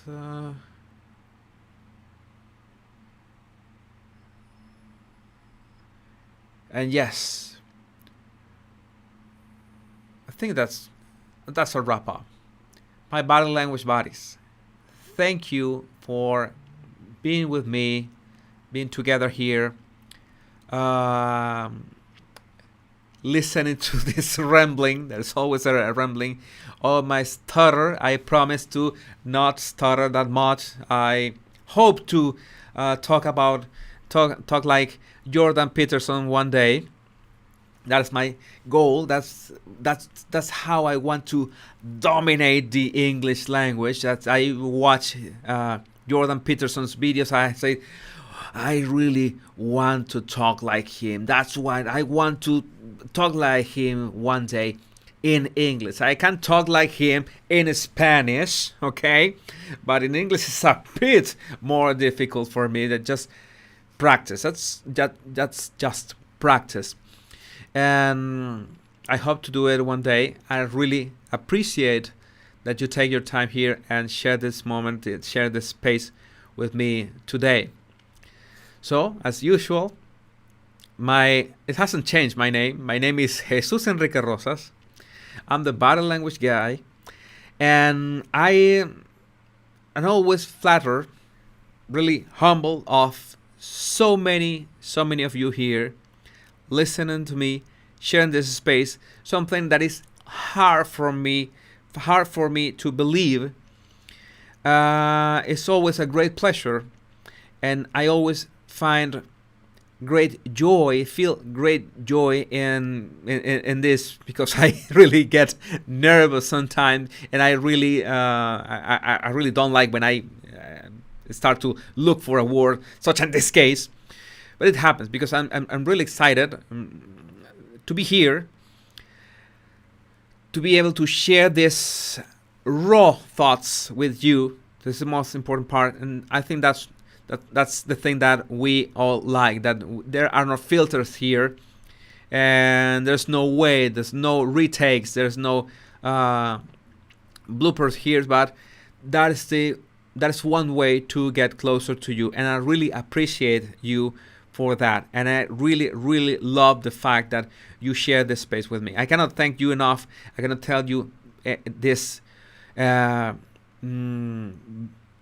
many times, but it is what it is. I really love it, and I appreciate that, and I love you for that. Thank you, my body language buddies. I have you have a wonderful night. You have a wonderful rest tonight. And for those of you who are starting your Monday, I hope you have a wonderful week. Take care. We'll meet again whenever the wind takes us. We'll be there to share more human behavior insights. Bye bye. I love you.